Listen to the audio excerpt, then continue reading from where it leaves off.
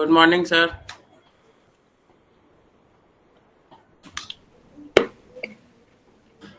Good morning to all. We will wait 2 minutes so that other will join. Okay, sir.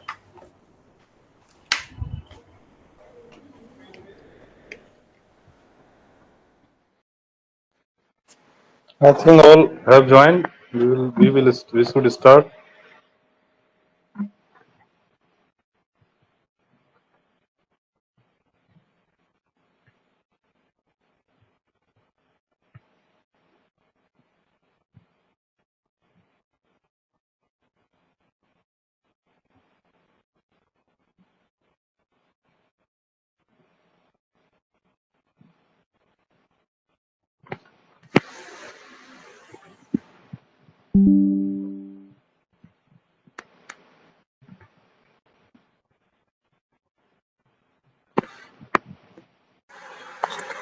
So Shivam has shared the PPT in this group. Okay. So Shivam, are you hearing me? Shivam ही है ना? Yes, sir. Shivam है. हाँ, ये जो है ना 1 by 1 PPT share कीजिएगा, चूंकि ठीक है, मैं शेयर कर रहा था लेकिन आपने ऑलरेडी कर दिया है, तो we should start. All have present now. Yes, sir. Yes, sir. Yes, sir. Okay. So basically, we will start from the role of money, significance of money. Okay. So you can see the definition of money. Money जो है आपका क्या है? Yesterday I have discussed money is a standard of unit. Money is the medium of exchange. Money has a store of value. Money has credential value. Money can play the credit value, role of credit, etc. Okay. Now 1 by 1 we will see. आपको question पूछेगा, explain the role of money in capitalist, socialist and mixed economy. तो 1 by 1 हम discuss करेंगे. ये presentation में सारा चीज है, ठीक है. और एक मटेरियल भी था, वो पीडीएफ में शायद लिंक खुला नहीं, वो पता नहीं, ठीक है. तो आई विल शेयर दैट. तो फर्स्ट ऑफ ऑल आपको ये जानना है कि ये कैपिटलिस्ट इकोनॉमी है क्या, ठीक है. मैंने आप लोगों को बताया था कि कैपिटलिस्ट इकोनॉमी केवल कैपिटल के बारे में सोचता है, ठीक है. They always talk about profit, they always think about profit, ठीक है. तो अब सबसे पहली बात जो मैं कल भी बताया था कि इसका जो मेन मकसद है कि कैपिटलिस्ट इकोनॉमी का प्राइस मैकेनिज्म जो है, प्राइस मैकेनिज्म में मनी का प्राइस मैकेनिज्म पे काम करता है. कोई भी चीज जैसे किसका प्राइस कितना रखे, वो प्राइस मैकेनिज्म डिमांड और सप्लाई पे काम करता है, ठीक है. तो if you see the first slide, it is written that capital economy is a system of economic organization featured by the private ownership on the use of private profit of man-made and the nature. आपको इस भाषा में ऐसे normally समझिए. Basically capitalist wants profit. So जब profit की बात करता है तो वो डिमांड एंड सप्लाई, जैसे आपका ये मान के चलिए कोई चीज का डिमांड और सप्लाई के आधार पे आपने माइक्रो इकोनॉमिक्स में फर्स्ट ईयर में आपने पढ़ा था कि हम प्राइस डिटरमिन करते हैं डिमांड और सप्लाई के द्वारा. उसी तरह से तो ये कहता है इस इकोनॉमी में, पूंजीवादी अर्थव्यवस्था कैपिटलिस्ट इकोनॉमी में क्या होता है, जो जो पीपल है, जो लोग है, वो प्रॉफिट मेकिंग पीपल के रूप में काम करता है. उसका मेन मकसद है कि हमको इनकम हो, हमें प्रॉफिट हो. तो जब आपका प्रॉफिट डिटरमिन है, जैसे आपने कुछ भी उत्पादन किया, कोई भी चीज का प्रोडक्शन किया, तो you will think like that कि हम जो प्रोडक्शन किया हमको मार्केट में जाके अपने अनुसार भाव मिले. लेकिन अगर मान के चलिए आप राइस का उत्पादन करते हैं, पैडी करते हैं, ठीक है, या राइस उसका बना के बेचते हैं मार्केट में, और वो सरकार बोलता है हम 30 रुपीज केजी लेंगे, लेकिन आप बोलते हैं नहीं मैं 40 रुपीज केजी बेचूंगा. तो वो दोनों सोशल इकोनॉमी और जो कैपिटलिस्ट इकोनॉमी में इसमें यही अंतर है कि सोशलिस्ट में गवर्नमेंट का इंटरवेंशन होता है, गवर्नमेंट बार बार रोक लगाती है, ठीक है. जैसे मान के चलिए अभी गैस सिलेंडर, तुम इलेक्शन का समय है तो तो पर भी मान के चलिए 1000 या 1100 रुपया रेट है उसका, ठीक है।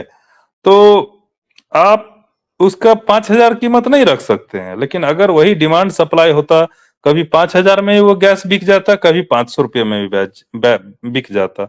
तो ऐसा हम इसलिए एक एग्जांपल बता रहा हूं because we will also talk about mixed economy. So mixed economy is the combination of capitalist economy and socialist economy. Capitalist economy जो है हर हमेशा मनी के बारे में सोचता है, ठीक है। तो इन इन दैट वे ये क्या है, प्राइस मैकेनिज्म क्या है, वो एक्सप्रेस करता है in terms of money. Okay, so this is basically the brief of this first slide. Now you can move on next slide. आप मूव कर पा रहे हैं या? शिवम, शिवम इज दूसरे एब्सेंट। स्लाइड। यस सर, हो गया। हो रहा है। आप लैपटॉप से अटैच्ड हैं क्या? लैपटॉप यस से सर। हैं? अच्छा अच्छा, हाँ। अब देखिए सेकेंड पॉइंट अगर आप देखेंगे, significance of money in capitalist economy can be explained as follows. देखिए हमें ये लैंग्वेज प्लस सिचुएशन भी समझना है, अंडरस्टैंड भी करना है। अगर मान लीजिए ये लैंग्वेज भूल गए तो इतना तो दिमाग में रहना चाहिए कि भाई हम बात क्या कर रहे हैं, क्वेश्चन क्या पूछ रहा है, लिखना क्या है। इस तरह से अगर आप ब्रेन को थोड़ा सा 1-2 मिनट उस तरह से उस एंगल से ट्विस्ट करेंगे तब आपका आंसर प्रिपेयर होगा। नहीं तो ऐसा नहीं कि क्वेश्चन पूछा भूल गए उस दिन। आपको ये कॉन्सेप्ट भी समझना है। Sir somehow if you forget कि भाई वो सेटिरस पेरिबस क्या होता है, वो जो है लेसेस फेयर क्या होता है। लेसेस फेयर मतलब होता है कि गवर्नमेंट का इंटरवेंशन नहीं है, फ्री है, ठीक है, there is no laissez faire, government का इंटरवेंशन नहीं। तो वो सब जो टर्म अगर भूलते हैं, लेकिन आप नॉर्मल भाषा में भी आप लिख सकते हैं। तो फर्स्ट इंपॉर्टेंट पॉइंट आप देखिए, significance of money. The most significant role of money lies in the functioning of the price mechanism. जो कि मैंने बताया प्राइस मैकेनिज्म क्या है, वो डिमांड और सप्लाई के आधार पे डिटरमिन होता है। The central problem of a capitalist economy as to what, how much, how and for whom to produce are solve through the price mechanism. देखिए कोई भी इकोनॉमी में जैसे आपको कोई भी सामान बेचना है तो ये आप जान रहे हैं, कोई भी मार्केट में या कोई भी चीज की बात करेंगे फॉर सेलिंग, तो आपको ये जानना पड़ता है कि टारगेट ऑडियंस क्या है, कौन खरीदेगा। तो इसीलिए बोलता है हाउ व्हाट टू प्रोड्यूस, क्या बनाएंगे, हाउ टू प्रोड्यूस, कैसे बनाएंगे, कैसे उत्पादन करेंगे, हुम टू प्रोड्यूस, किसके लिए प्रोडक्शन करेंगे। मान लीजिए हमको पेन ही बनाना है, तो क्यों बनाना है, कैसे बनाना है, रॉ मटेरियल कहाँ से मिलेगा, और उसके बाद हम किसके लिए ऑडियंस रखेंगे, कैसा पेन बनाएंगे जो कि बिके भी, ज्यादा शिकायत भी ना हो। तो इस तरह से सारा चीज इन्वॉल्व होता है, और ये सारा सिस्टम क्या होता है, प्राइस मैकेनिज्म पे काम करता है। और अगर आपका क्वालिटी अच्छा हुआ तो आपको अच्छा दाम मिल सकता है, बशर्ते उसका डिमांड ज्यादा हो, ठीक है। कभी कभी क्या होता है कि आपका क्वालिटी खराब है और प्राइस चीप रखें तो भी सामान नहीं बिकता है। पीपल थिंक लाइक कि अगर उसको अच्छा क्वालिटी मिल रहा है हम 2 रुपया ज्यादा दे देंगे। तो इस तरह से प्राइस मैकेनिज्म के आधार पे ये सब जो माइक्रो इकोनॉमिक्स का जो बेसिक कॉन्सेप्ट है, सेंट्रल प्रॉब्लम ऑफ इकोनॉमी, जो कि आप पहले क्लास में भी मैं शुरू में जब होगा ऑफलाइन डिस्कस किया था। तो अब वो कहता है कि what to produce, how to produce, how for whom produce, these problems are central problem है वो इकोनॉमी का, that can be solve through the demand and supply, that is called price mechanism. Price mechanism उसी को बोलते हैं, demand और supply के आधार पे प्राइस का डिटरमिन होना। बेसिक सिंपल बात। आप सिंपली देखिए, आप कहीं भी जाते हैं कोई सामान खरीदते हैं, डिमांड एंड सप्लाई का मेन है। अगर आप मान के चलिए कोई चीज का 5000 प्राइस है, आप अगर वहां बार्गेन का सिस्टम है तो आप बोलते हैं 4000 में दे दो, तो वो बोलता है 4500 में दे देंगे। तो इस तरह से क्या हुआ, डिमांड सप्लाई के द्वारा प्राइस डिटरमिन होता है। तो ये जो है ये पहला इंपॉर्टेंट पॉइंट है कैपिटलिस्ट इकोनॉमी का। दूसरा देखिए, under capitalist economy the consumer is the king who buys only those commodity which give him the maximum satisfaction with a given money income।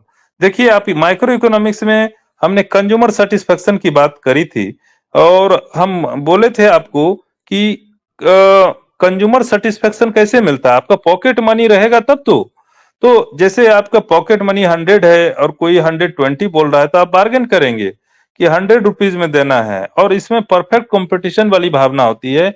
Consumer is the king इसलिए बोला जाता है कि consumer चाहता है, पर कि बहुत सारे प्रोड्यूसर हैं, तो कंज्यूमर परफेक्ट कंपटीशन की भावना से जहां होगा सही, मतलब कम दाम मिलेगा, वहां खरीद लेगा। इसलिए बोला जाता है consumer is the king. Consumer का सेटिस्फेक्शन इंपॉर्टेंट है। कंज्यूमर अगर मनी देता है तो मनी इनकम, कंज्यूमर जो अपना which give him maximum satisfaction with A given money income, जो कि मैंने आपको बताया था बजट लाइन और यूटिलिटी के कर्व, आप अगर याद होगा कंज्यूमर्स इक्विलिब्रियम का, थोड़ा थोड़ा वो चीज इसलिए कनेक्ट कर रहे हैं कि आप इसको समझ पाए।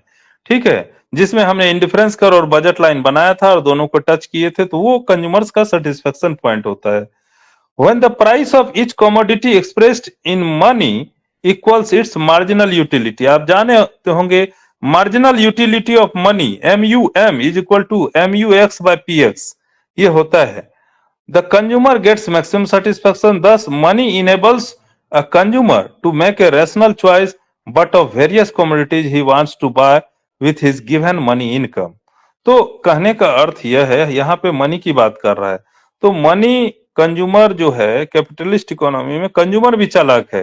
वो जो है अपना मनी कितना हम यूटिलाइज करेंगे, कितना प्राइस रखेंगे, कितना पैसा हम देंगे और उतना सामान देगा, उस तरह से वो बार्गेनिंग करके वो अपना कंज्यूमर जो है अपना सेटिस्फेक्शन मैक्सिमाइज करना चाहता है। ठीक है, वो जैसे मान के चलिए आप एक कोई ड्रेस शर्ट खरीदने मान लीजिए चले गए, और आपको 1200 है, तो कोई आपको 1500 में देगा तो नहीं लेंगे, कोई 1000 में देगा तो भी नहीं लेंगे, क्योंकि बोलेंगे हमको 1200 में जो क्वालिटी है, हमको अच्छा क्वालिटी मिलना चाहिए। ऐसा नहीं 800 का सामान आप ले लेंगे, तो बार बार आप कोशिश करेंगे कि हम 1200 रुपया हमारा खर्च हो जाए, चलेगा 1200 हम पे कर देंगे, लेकिन हमको जो है अच्छा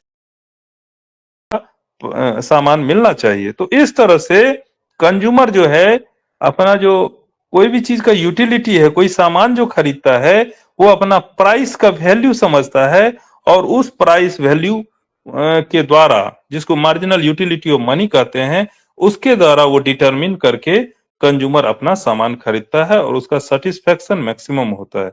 तो ये बेसिकली कैपिटलिस्ट इकोनॉमी का ये दो बेसिक पॉइंट है। पहला आपको मैंने बताया कि सेंट्रल प्रॉब्लम ऑफ इकोनॉमी, दूसरा प्राइस, दूसरा जो है marginal utility of money, consumer is the king of the economy. ठीक है, हालांकि प्रोड्यूसर भी, कंज्यूमर यहाँ किंग है, प्रोड्यूसर चालाक है, वो सोचता है आई वी वांट प्रॉफिट, तो उस तरह से प्राइस मैकेनिज्म के आधार पे जो है मतलब कि प्रोड्यूसर भी सेल करता है जिससे कि प्रॉफिट हो। हर जगह मनी की बात होता है। कंज्यूमर चाहता है कि हमको मैक्सिमम कंज्यूमर सरप्लस मिल जाए, प्रोड्यूसर चाहता है कि हमको जो है मैक्सिमम प्रॉफिट हो जाए। तो इस तरह से दोनों में जो है कंपटीशन, मतलब कंज्यूमर ज्यादा सामान बेच के कम प्रॉफिट पे ही ज्यादा मार्जिन कलेक्ट होलिस्टिक वे में करता है। ठीक है, so this is about second point. Now go on next slide Shivam. Now, third point is money has great importance to producers, especially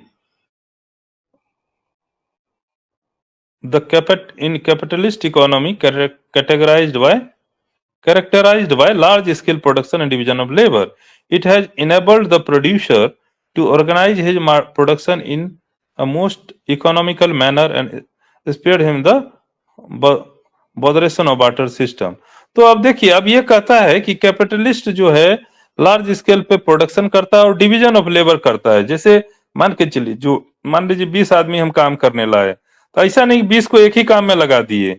20 में हम देखेंगे 10 जो है डिलीवरी में अच्छा है, 10 जो है अंदर में काम करने में अच्छा है, तो 10 को बाहर कहेंगे तुम बाहर डिलीवरी करो, और ये 10 को बोलेंगे अंदर काम करो। तो इस तरह के डिवीजन ऑफ लेबर किया जाता है। जैसे आप देखेंगे कोई भी कंपनी, कोई भी जो ऑर्गेनाइजेशन होता है, वो काम बांट देता है कि भाई ये चीज का एक्सपर्ट ये है, इसको ये करने दो, ये है। तो उस तरह से डिवीजन ऑफ लेबर एक इम्पोर्टेंट फैक्टर हो जाता है किसी ऑर्गेनाइजेशन का। और कैपिटलिस्ट इकोनॉमी में लार्ज स्केल प्रोडक्शन और डिवीजन ऑफ लेबर, ये जो जो दो है स्पेशल कैरेक्टर है। ठीक है, उसके बाद बोलता है producers and businessman are concern while planning their future production with the cost of production and selling prices along with profits all are calculated in terms of money। मैं बार बार बोल रहा हूं कि कोई भी प्रोडक्शन करेगा तो वो अपना कॉस्ट बेनिफिट एनालिसिस करेगा कि भाई हम कितना लागत लगा रहे हैं और प्रॉफिट हमको कितना होगा। तो इस तरह से जो है कॉस्ट जो है आपका, मान लीजिए कॉस्ट मिनिमाइजेशन और प्रॉफिट मैक्सिमाइजेशन, ये पॉलिसी यहाँ चलता है। और इस दोनों में जो है दोनों को बेनिफिट है। ठीक है, इस केस में क्या हो जाता है, थोड़ा सा ऑर्गेनाइज्ड वे में काम करता है। लार्ज स्केल पर अगर काम करेगा कम ही प्रॉफिट होगा, और सामान अगर अधिक बिकेगा तो ओवरऑल प्रॉफिट ज्यादा होता है। ठीक है, इससे दोनों को फायदा है, कंज्यूमर और प्रोड्यूसर दोनों को। लेकिन हाँ, इसमें ये नहीं है, मान लीजिए आप लेबर है, मान लीजिए आप इसमें ये समझिए, मान लीजिए आप लेबर हैं, कंपनी में काम कर रहे हैं, तो वो एक्सक्यूज नहीं समझेगा कि ऐसा नहीं कि नहीं नहीं हमसे काम नहीं होगा और आपको बैठाए हुए है। ठीक है, तो उससे क्या होता है इसमें, if you don't perform you will not get wage. अगर आप काम नहीं करेंगे तो आपको पैसा नहीं देंगे। इस अर्थव्यवस्था को पूंजीवादी अर्थव्यवस्था बोलते हैं। इसीलिए कैपिटलिस्ट इकोनॉमी ज्यादा सक्सेस करता है। देखिए, जो आदमी पूरा प्रोफेशनल होता है वो देखिए आपको ज्यादा डेवलप कर जाता है। वही, क्योंकि उसमें अब ऐसा स्थिति नहीं है, देयर इज नो, अगर आप कोई काम नहीं करते हैं तो आपको पेमेंट नहीं मिलेगा। इस तरह से ये इसका ओनरशिप चलता है। ठीक है, हम दोनों पॉइंट ऑफ व्यू से बोलते हैं। अगर आप किसी कंपनी का ओनर है तब आप क्या सोचेंगे, अगर आप किसी चीज को खरीदते हैं तब क्या सोचेंगे। ये दोनों भावनाएं जो है इसमें मिक्स्ड है। ठीक है, इसीलिए कहा जाता है कि इसमें अगर प्रोड्यूसर है तो वो फ्यूचर कॉस्ट बेनिफिट एनालिसिस करके फ्यूचर का प्रोडक्शन करता है। Now you can move on next slide. समझ में आ रहा है आप लोगों को? कहीं दिक्कत हो तो बताएंगे। ठीक है, अब तीसरा बात है द प्राइस मैकेनिज्म, जो कि मैं पहले ही बताया डिमांड एंड सप्लाई के द्वारा, also determines the share of remuneration of factors of production. The rewards of factors of production are determine in monetary terms as per the force of demand for and supply of them. तो अब देखिए, अब एक दूसरा concept आता है कि आपका कि प्रॉफिट, जैसे मान लीजिए कभी बम्पर, मान के चलिए दिवाली का टाइम है और आपने बम्पर सेल किया, बहुत ज्यादा प्रोडक्शन हुआ, सेल हुआ, ओवरऑल प्रॉफिट ज्यादा हुआ, तो उस क्या करता है, उस प्रॉफिट को रिवार्ड के रूप में अपने एम्प्लॉयर को वो देता है। उसी बात को ये पॉइंट कह रहा है कि प्राइस मैकेनिज्म के द्वारा जो, जैसे सबका शेयर है, मान लीजिए कंपनी चल रहा है, कौन कितना, किसको कितना प्रॉफिट मिलेगा वो बांधा हुआ है, उस अनुसार वो ओवरऑल वो डिविडेंड शेयर कर लेते हैं। ठीक है, नेक्स्ट पॉइंट है price mechanism also helps the individual to arrive at correct decision regarding saving and spending. तो देखिए, ये बात तो है कि प्राइस मैकेनिज्म, जैसे कितना डिमांड कितना सप्लाई, उसके अनुसार, जैसे मान के चलिए आप को 100 रुपीज का सामान जो है 80 रुपीज में मिल गया थ्रू कॉम्पिटिटिव इन्वायरमेंट, तो 20 रुपीज आपका सेव हुआ, और वो 20 को आप सेव करके फिर कहीं आप इन्वेस्ट करते हैं। 20 एक मैं इंडिविजुअल लेवल पे बोल रहा हूँ, ओवरऑल अगर आप देखेंगे 20 रुपीज सेव होके अगर मान लीजिए 1 करोड़ आदमी का सेव हो गया, तो 20 करोड़ रुपया इकोनॉमी में इन्वेस्ट होगा और उससे फिर इकोनॉमी डेवलप होगा। ठीक है, so these are the 2 main points of this slide. Next आ गया आपका, तो अब देखिए सोशलिस्ट इकोनॉमी को कंपेयर कर लेते हैं जिससे मिक्स्ड इकोनॉमी। आप सोशलिस्ट इकोनॉमी के बारे में अब हम बता देते हैं कि देखिए आखिर ये सोशलिस्ट इकोनॉमी क्या है, ये बात समझिए। कैपिटलिस्ट इकोनॉमी केवल अपने बारे में सोचता है, सोशलिस्ट इकोनॉमी जनता के बारे में सोचता है। तो इसमें कहना यह है कि मान के चलिए एक आदमी प्रॉफिट बहुत पैसा है, वो सामान खरीद रहा है, एक आदमी को बेचारा को बहुत कम पैसा है या पैसा है ही नहीं, तो वो क्या करेगा। तो इकोनॉमिस्ट ने बोला नहीं नहीं, आप जो है प्लान्ड इकोनॉमी बनाइए, और जो है सेंट्रली जो कंट्री में जितने लोग रहते हैं सबको बेनिफिट होना चाहिए। तो अकॉर्डिंग टू सोशलिस्ट इकोनॉमिस्ट, ठीक है, मनी मतलब money is important but use of money in any manner जो है मतलब कि जैसे इसमें प्लान्ड इकोनॉमी है, ठीक है। According to their opinion the socialist economy can function quite smoothly without the use of money in any manner because in such an economy the entire economic activity is planned, controlled and executed by the planning commission on behalf of the state। तो ये कहता है कि सरकार का control रहता है। जैसे मैंने आपको गैस का एग्जांपल दिया, अगर गैस का दाम अभी 1100 रुपया है, इवन चूंकि पहले तो और कम था, 500 600 था और सब्सिडी भी आता था, धीरे धीरे सरकार ने उस कॉस्ट को बढ़ा दिया, ठीक है। और अभी मान के चलिए 1100 रुपया में गैस मिलता है, या 1000 रुपया में मान लीजिए मिलता है, या 1100 रुपया मिलता है, सब्सिडी 70 रुपया या 50 रुपया आता है मान के चलिए। तो अब ये समझिए, अगर सब चीज में गवर्नमेंट फिक्स नहीं करेगा, ठीक है, तो मान के चलिए तो इट इज वेरी डिफिकल्ट। कोई भी चीज जो है, जैसे अभी गवर्नमेंट एजुकेशन है, स्कूल है, उसमें फ्री एजुकेशन दिया गया, लेकिन अगर मान लीजिए ऐसा फोर्स किया जाएगा सबको प्राइवेट में ही पढ़ना पड़े, तो गरीब बच्चे कैसे करेंगे। तो इसीलिए प्लान्ड इकोनॉमी जो है वो देखता है कि सोशलिस्ट इकोनॉमी कि money is not everything, government can control everything, government का कंट्रोल होना जरूरी है, तो उसी को सोशलिस्ट इकोनॉमी बोलते हैं, ठीक है। कार्ल मार्क्स और लेनिन ये दोनों बहुत बड़े इकोनॉमिस्ट थे जिन्होंने मनी का अपोज किया, has express serious opposition to money. In Marx's view, an ideal economy was an economy in which there was no medium of exchange like money and good was exchanged against goods. This was, according to Marx, quite feasible in a socialist planned economy. Following Marx, money was thus abolished in the Soviet Union after the Communist Revolution 1917, but it soon realized by the new rulers that the abolition of money was a blunder on their part. तो देखिए basically कहता है कि पहले Karl Marx बोला नहीं नहीं money का कोई इंपॉर्टेंस नहीं, लेकिन बाद में देखा क्या, नहीं नहीं मनी जरूरी है, लेकिन उसको एक प्रॉपर वे में यूज किया जाए। तो सीधे सोशलिस्ट इकोनॉमी ये भी नहीं बोलता है कि मनी चाहिए ही नहीं, ठीक है। उसका ये कहना है, उसका मकसद है कि सेंट्रल इकोनॉमी हो और गवर्नमेंट का सब चीज पे कंट्रोल हो, ठीक है। क्योंकि अगर कंट्रोल होगा गवर्नमेंट का तो जो है एक्सप्लॉइटेशन कम होगा, क्योंकि देखिए कैपिटलिस्ट इकोनॉमी में एक्सप्लॉइटेशन है। जैसे मान के चलिए कभी कभी क्या होता है, कैपिटलिस्ट इकोनॉमी में 8 घंटे के लिए आपको रिक्रूट किया, 12 घंटे काम करवा रहा है आपसे, तो आपका शोषण हो रहा है, ठीक है। तो इसीलिए लेबर लॉ बनाया गया। कार्ल मार्क्स आके बोला क्या कि इतना शोषण नहीं होना चाहिए। जो कैपिटलिस्ट इकोनॉमी में शुरू में होता था, मार्जिनल पे दे देता था, जैसे मजदूर को 200-300 रुपया दिए मान लीजिए, और उससे काम ले लिए 1000 का, तो शोषण हुआ ना उसका। उसको अपने फैसिलिटी नहीं दे रहे हैं, मेडिकल नहीं दे रहे हैं, कुछ नहीं दे रहे हैं, केवल उसको, और उसको धमकी भी दे रहे हैं कि इतने पैसे में भी आप काम नहीं करेंगे तो आपको निकाल देंगे। तो इसीलिए लेबर लॉ बना, और कार्ल मार्क्स और लेनिन ये लोगों ने बोला मार्क्स कि you have nothing to lose, इसीलिए आप लेबर विद्रोह हो गया, ठीक है। तब जाके जो इंपॉर्टेंस सोशलिस्ट इकोनॉमी में आया कि प्लान्ड इकोनॉमी हो और गवर्नमेंट का इस पे कंट्रोल हो, ठीक है। अब सोवियत यूनियन की कहानी बताए कि 1917 में उसने विद्रोह किया, फिर 1920 के बाद बोला नहीं नहीं मनी बहुत इंपॉर्टेंट, मनी का जरूरी है। The need for money in A socialist economy arises from the consideration given below. तो ये इंपॉर्टेंट पॉइंट है कि कौन कौन पॉइंट के कारण सोशलिस्ट इकोनॉमी में भी मनी का इंपॉर्टेंस है।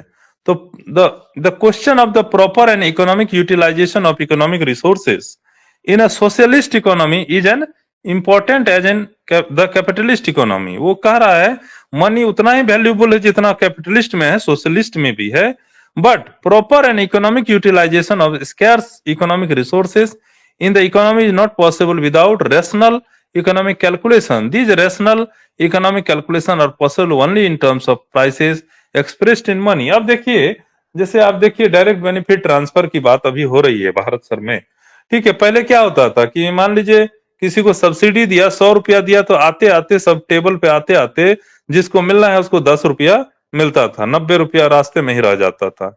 लेकिन जब डायरेक्ट बेनिफिट ट्रांसफर की बात हुई तो सीधे अकाउंट में पैसा आने लगा, तो उसमें बीच में जो है इंटरमीडिएट लोग जो है उसका वैल्यू घट गया। ठीक है, तो इस तरह से ये कहता है कि मनी के बिना तो काम नहीं चलेगा, लेकिन उसमें रैशनल इकोनॉमिक कैलकुलेशंस को करने के लिए in terms of price money is important. जैसे कि कैपिटलिस्ट में मनी जो है प्राइस मैकेनिज्म को कंट्रोल करता है, उसी तरह economic calculations, rational economic calculation एक जो है मतलब जो सम्मानित, जो मतलब कि जो व्यावहारिक आर्थिक आकलन होना चाहिए, वो हम प्राइस के रूप में डिटरमिन करते हैं। ठीक है, तो नेक्स्ट स्लाइड कीजिए शुभम शिवम। अब देखिए कहता है the socialist price mechanism like the price mechanism of the capitalist economy is also expressed in money। अब धीरे धीरे सब आ गया पैसे पे। The socialist price mechanism in its turn facilitates the task of allocation of resources among industries and individuals। तो देखिए जैसे कभी कभी होता है ना, जैसे कोई बोलेगा अरे पैसा कमाना कोई जरूरी नहीं, लेकिन जब उसको पैसा की स्कार्सिटी हो जाएगा तो वो प्रवचन देना शुरू करेगा बंद, और वो पैसा कमाने के बारे में सोचेगा। ठीक है, तो वैसा ही है ये कैपिटल सोशलिस्ट इकोनॉमी बोला नहीं नहीं मनी तो चाहिए ही, लेकिन उसका जो है ये प्रॉपर मतलब बहुत ज्यादा इंपॉर्टेंट नहीं है, लेकिन इंपॉर्टेंस है। ठीक है, तो ये थोड़ा सा एक थीन लाइन का डिफरेंस है। ठीक है, the existence of money in A socialist economy confers a certain amount of freedom of choice on the consumers who can buy goods liked by them। Without money, the equitable distribution of goods produced among millions of consumers would indeed be rendered very difficult। देखिए अगर कोई सामान का दाम अलग अलग नहीं रखा जाएगा, सबका दाम 10 ही रुपया देगा, तब तो दिक्कत है ना इकोनॉमी को। और इसीलिए बोलता है कि प्राइस डिस्टिंग्विश होना जरूरी है, और सोशलिस्ट इकोनॉमी में भी जो है डिफरेंट डिफरेंट प्राइस होना जरूरी है। ठीक है, नहीं तो इतना ज्यादा जो कंज्यूमर है, जैसे अगर मान लीजिए कोई कंज्यूमर ज्यादा पे कर सकता है अच्छे क्वालिटी के लिए, तो वो मेंटेन होना चाहिए, ऐसा नहीं कि एक ही तरह का हम सब चीज रखें। तीसरा पॉइंट है the distribution of national income in the socialist economy also takes place through the medium of money. तो ये भी बोलता है कि नेशनल इनकम जो है वो उसका डिस्ट्रीब्यूशन मनी के द्वारा ही होता है। तो इस तरह से कहता है प्रोफेसर लर्नर, जो कि बड़ा इंपॉर्टेंट आदमी है, वो बोलता है in this way as pointed out by professor Lerner, no economy whether capitalist और socialist can function smoothly and efficiently without monetary price mechanism. In an economy without money, scarce resources are bound to be wasted। Taking into account all these considerations, Professor Ham has also said that a socialist economy, in fact, a monetary economy, it cannot function efficiently since money। बिना money के economy ध्वस्त हो जाएगा, अच्छे से काम नहीं करेगा। तो वही ये लोग अपने अपना राय दे रहे हैं। Though money is important, it does not play a decisive and important role in socialist economy as in capitalist economy। कहता है कि मनी, चूंकि कैपिटलिस्ट इकोनॉमी केवल बोलता है मनी ही एवरीथिंग है, क्या सोशलिस्ट बोलता है नहीं नहीं, गवर्नमेंट का कंट्रोल हो और जो नीडी पर्सन है उसका भी हेल्प हो। तो यही दो डिफरेंस है। While in an capitalist economy money is a master, it is best only A servant in socialist economy. तो दोनों में थोड़ा सा एक डिफरेंस क्या है, उसमें बोलता है money is master, money he boss है, इसमें बोलता है नहीं नहीं मनी सर्वेंट है। दिमाग आदमी का जो है ह्यूमन वेलफेयर इंपॉर्टेंट है, आदमी का जीवन इंपॉर्टेंट है। तो इस तरह से दोनों में थोड़ा सा डिफरेंस है। नेक्स्ट स्लाइड कीजिए शिवम। अब देखिए जनरली जो है मनी का जो कंसर्न है अंडर डेवलप्ड इकोनॉमी में है। ठीक है, money occupies an important place in an underdeveloped economy as well। If an underdeveloped economy determined to raise its standard of living resorts to the technique for economic planning, it will have to provide for adequate monetary resources to set up the rate of economic growth। The need for money in an underdeveloped economy arises from concerns given below। देखिए जितना under developed economy या जो कि developing है या developed country नहीं है, उसको असिस्टेंस की जरूरत है, उसको थोड़ा रिसोर्सेस की जरूरत है, थोड़ा पैसे की जरूरत है। इसीलिए वर्ल्ड बैंक और जो आपका नाबार्ड और ये सब जो है बनाया गया है मेनली वर्ल्ड बैंक को, कि जो कंट्री है जिसको पैसे चाहिए उसको वो पैसे एक नॉमिनल रेट पे अवेलेबल कराए। ठीक है। Real resources in underdeveloped countries are not so scarce as monetary resources. These countries require monetary resources or an adequate scale to activate their dormant real resources. जैसे देखिए आपके यहाँ मशीन नहीं है अच्छे तरीके का, तो आप कैसे उत्पादन कीजिएगा? तो ये सारी समस्या है, इसीलिए बोलता है कि डेवलप्ड कंट्री या जो जिसके पास ज्यादा मनी है वो अंडर डेवलप्ड को हेल्प करे और उससे जो है इकोनॉमिक ग्रोथ होगा। ठीक है। तो एक्सेलरेट करने के लिए economic development of the country, जो अंडर डेवलप्ड कंट्री है, to accelerate economic development of the under developed country, monetary help, monetary assistance और monetary resources are important. Okay. So now you can move on. Next slide. In underdeveloped country, the government arranges adequate finance from all possible resources, taxes, short-term and long-term borrowing from public, etc. In case the proceeds from taxation and borrowing are inadequate, the government may be forced to issue convertible paper currency on a large scale or meet the monetary requirement of economic development. तो देखिए जब बोलता है कि सरकार को अगर पैसा नहीं है तो गवर्नमेंट बॉन्ड इशू कर सकता है और उस तरह से सरकार मनी क्रिएट कर सकता है और इकोनॉमिक को स्थिति को इम्प्रूव कर सकता है। Besides internal finance, the government of an underdeveloped economy has to mobilize adequate foreign exchange resources as well to step up the rate of economic growth. देखिए फॉरेन एक्सचेंज रिजर्व इसलिए जरूरी है क्योंकि रिसोर्सेस, क्योंकि अगर दूसरे देश से आप ये करेंगे, ट्रेड करेंगे, तो तभी जाके आपको जो है फायदा होगा और अदरवाइज नहीं फायदा होगा। अदरवाइज हम अगर दूसरे देश से संबंध अच्छा नहीं करेंगे तो हम सामान बेचेंगे किसको? ठीक है। इसीलिए एक्सचेंज जो है और सामान खरीदने और बांटने के लिए, मतलब बेचने के लिए फॉरेन एक्सचेंज का कलेक्शन या रिजर्व जरूरी है। ठीक है। तो ये और फॉरेन एक्सचेंज कहाँ से आएगा? मॉनेटरी वैल्यू को बढ़ाने से। ठीक है। तो इस तरह से ये जो है सिग्निफिकेंस है मनी का आपका सोशलिस्ट इकोनॉमी में। ठीक है। नेक्स्ट। अच्छा ये रेफरेंस है। ठीक है। So this is the last slide, right? Okay. So अब देखिए दोनों में हम कंपैरिजन बता दें। बैक जाइए।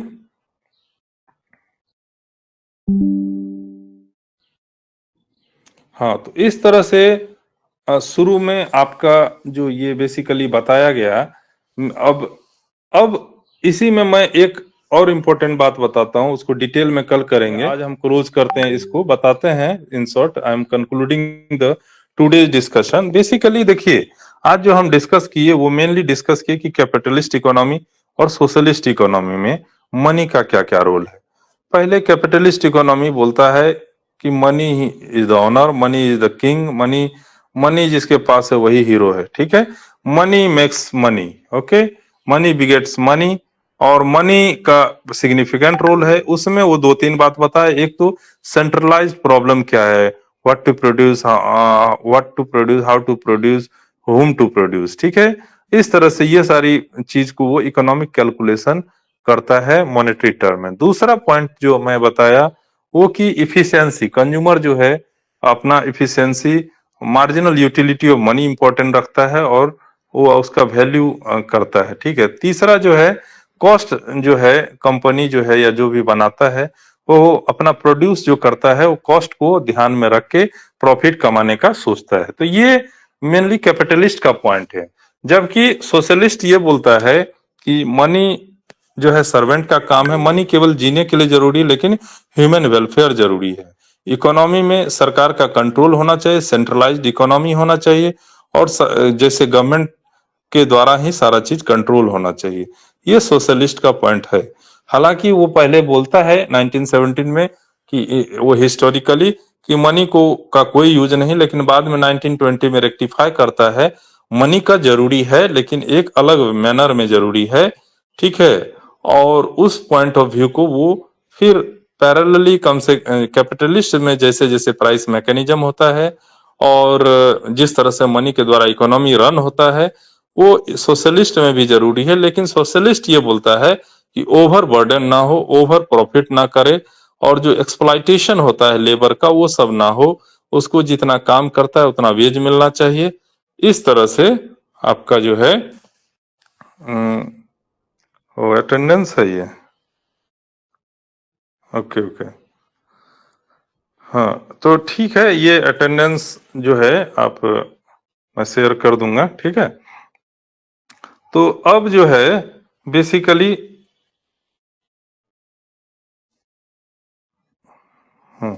तो इस तरह से हम कंक्लूड ये कह सकते हैं कि कैपिटलिस्ट और सोशलिस्ट में दोनों में मनी का इम्पोर्टेंस है, लेकिन कैपिटलिस्ट में मनी एज ए मतलब ऑनर काम करता है, जबकि इसमें एज ए सर्वेंट के रूप में रूल है।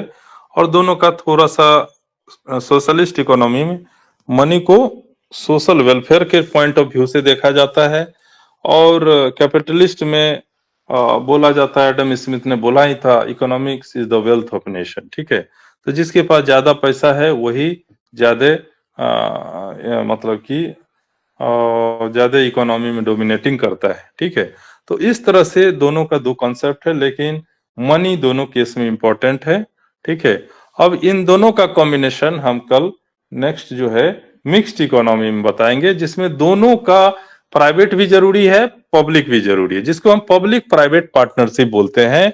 और role of money in mixed economy हम लोग नेक्स्ट क्लास में डिस्कस करेंगे। तो आपको एग्जाम में कभी कभी क्या होता है, ऐसा आता है explain the role of money in capitalist and socialist economy, तो उसमें आपको आज तक जो बताया उस तरह से लिख देना है, थोड़ा जो है फ्लो में बताना है। और अगर आपको इसमें पूछता है role of money in capitalist socialist and mixed economy, तो मिक्स्ड इकोनॉमी में हम पब्लिक प्राइवेट पार्टनरशिप के रिलेशनशिप को भी डेवलप करें बताएंगे, और उसमें बोलेंगे दोनों मिल के काम करता है, और वो कॉम्बिनेशन जो है हमारा मिक्स्ड इकोनॉमी कहलाता है, जिसको हम in short public private partnership या शॉर्ट में पीपीपी भी बोलते हैं, ठीक है। तो उसमें भी मनी का इम्पोर्टेंट रोल है। तो इस तरह से आपका जो है role of money in capitalist socialist and mixed economy का जो है ये क्वेश्चंस आपका प्रिपेयर हो जाएगा। और आपको जो ये प्रेजेंटेशन भेजा हूँ, एक पीडीएफ भी मटेरियल में भेज दूंगा, वो दोनों से आपके पास जो बुक है उसे प्रिपेयर कर लीजिएगा, ठीक है। दोनों का कॉन्सेप्ट दोनों में मेन इकोनॉमिस्ट का याद रखिएगा। एडम स्मिथ जो है कैपिटलिस्ट इकोनॉमी में डोमिनेटिंग है, उन्हीं का ओपिनियन चल रहा है। और इसमें कार्ल मार्क्स और लेनिन ये दो जो है मेन इकोनॉमिस्ट हैं, और ठीक है, जो जिसका ओपिनियन चलता है। उसके बाद एक दो इकोनॉमिस्ट ने उसको आलोचनात्मक रूप में क्रिटिकली एनालाइज करके दिया जी का हॉन्सन प्रोफेसर जो है वो आपका जो कि हम लोग डिस्कस किए वो ओपिनियन अपना ओपिनियन दिया है, ठीक है। So with this word, I am closing my session today. If you have any question, Shivam, you have question?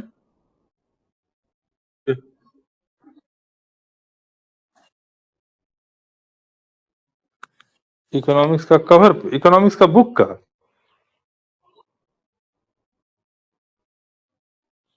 अच्छा अच्छा, तो इकोनॉमिक्स का तो दो बुक है, ठीक है। तो एक तो मैं बताता हूँ, आप लोग का कॉम्बिनेशन वाला कोई बुक होगा तो मैं बताऊंगा, ठीक है। लेकिन चूंकि आप लोगों को दोनों चीज पढ़ना है, एक इंटरनेशनल इकोनॉमिक्स और ये, ठीक है। तो अभी आप लोग को मैं टॉपिक वाइज पढ़ा रहा हूँ और मटेरियल शेयर कर दूंगा। बस आप देखे होंगे वो जो उससे सब्सिडरी मिल रहा था उसको माइनर बोलते हैं, उसमें केवल माइक्रो है, मैक्रो है ही नहीं। आपका सिलेबस अलग है, इसलिए सिलेबस को फोकस कीजिए, जाने दीजिए बुक आपको एक कोई जो है रेफरेंस रखिए मैक्रो इकोनॉमिक्स का, और उससे या इंटरनेशनल इकोनॉमिक्स का, ठीक है। और उससे ये जो सिलेबस है वो पढ़ना है। ये एक बुक आपका जो सब्सिडरी पेपर है सेकेंड ईयर में वो दो पेपर कॉम्बिनेशन है। एक दिया है आपका मैक्रो इकोनॉमिक्स का, मॉनेटरी इकोनॉमिक्स है बेसिकली, और दूसरा जो है दूसरा इंटरनेशनल इकोनॉमिक्स है। तो ये दोनों अलग अलग ब्रांच है, ठीक है। इसका अलग अलग बुक होता है। तो अगर बहुत व्यापक लेवल पे आप पढ़ेंगे तो जैसे मेरे पास इंग्लिश मीडियम की बुक है, वो जो है जैसे हेक्सर ओहलिन मॉडल ये सब जो है वो मैं बता दूंगा, शेयर कर दूंगा, उससे आप तैयार कर लीजिएगा, ठीक है। और बाकी ज्यादा पढ़ने की जरूरत नहीं है आपको, जितना वे में है। अब एक बुक देखिए होता क्या है यहाँ, एक बुक में दोनों चीज कोई लिखता नहीं है, ठीक है। और मुझे कुछ बुक मिलता है तो मैं आपको शेयर कर दूंगा, ठीक है। ठीक है उससे सर। आप लोग कर लीजिएगा। सो ठीक है, I am closing my session now. We will meet tomorrow at 9 o'clock। मैं शेयर कर दूंगा लिंक, फिर 9:05 से स्टार्ट कर देंगे, ओके। ठीक है सर। हाँ बाकी अब मैं पीपीटी शेयर कर दूंगा, वो फिर आप लोग शेयर कर दीजिएगा।